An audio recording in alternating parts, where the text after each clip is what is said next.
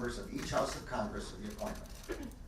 I'm joined today by John Lausch, the U.S. Attorney for the Northern District of Illinois, who conducted the initial investigation into the matter that I will describe today.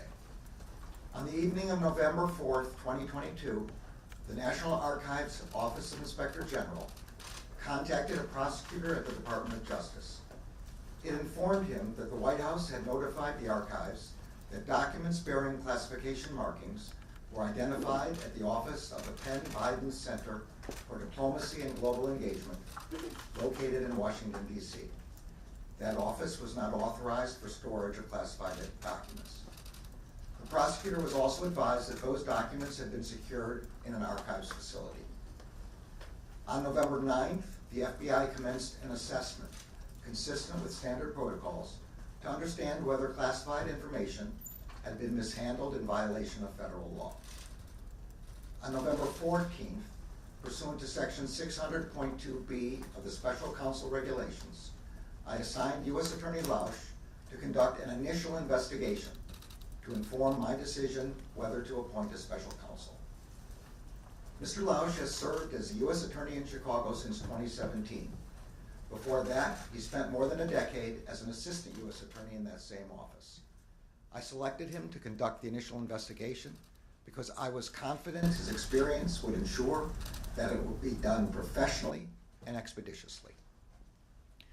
On December 20th, President Biden's personal counsel informed Mr. Lausch that additional documents bearing classification markings were identified in the garage of the president's private residence in Wilmington, Delaware. President Biden's counsel informed Mr. Lausch that those documents were among other records from the period of the president's service as vice president.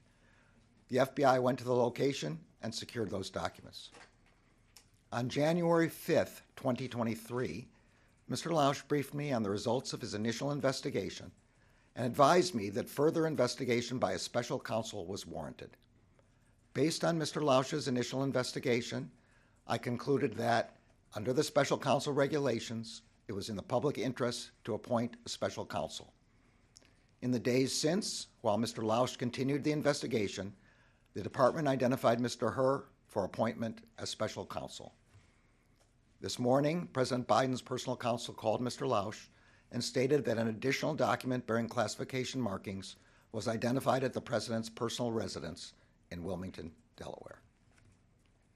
When I first contacted Mr. Lausch about this matter, he said he could lead the initial investigation, but would be unable to accept any longer-term assignment because he would be leaving the department in early 2023 for the private sector.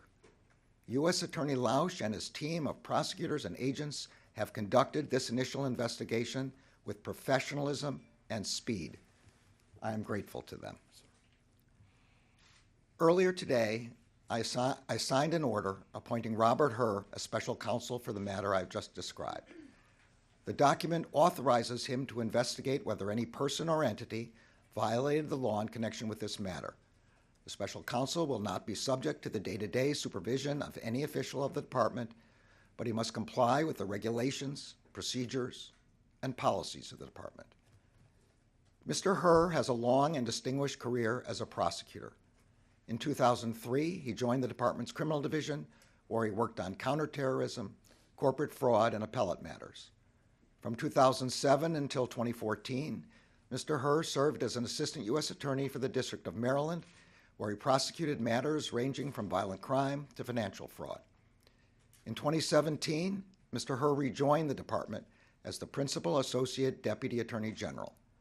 In 2018, he was nominated and confirmed to serve as a U.S. Attorney for the District of Maryland.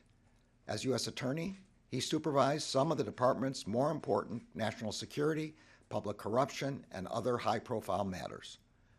I will ensure that Mr. Herr receives all the resources he needs to conduct his work. As I have said before, I strongly believe that the normal processes of this department can handle all investigations with integrity. But under the regulations, the extraordinary circumstances here require the appointment of a special counsel for this matter. This appointment underscores for the public the department's commitment to both independence and accountability in particularly sensitive matters, and to making decisions indisputably guided only by the facts and the law. I am confident that Mr. Herr will carry out his responsibility in an even-handed and urgent manner and in accordance with the highest traditions of this department. Thank you all. Have you ever spoken to the President about this investigation, sir?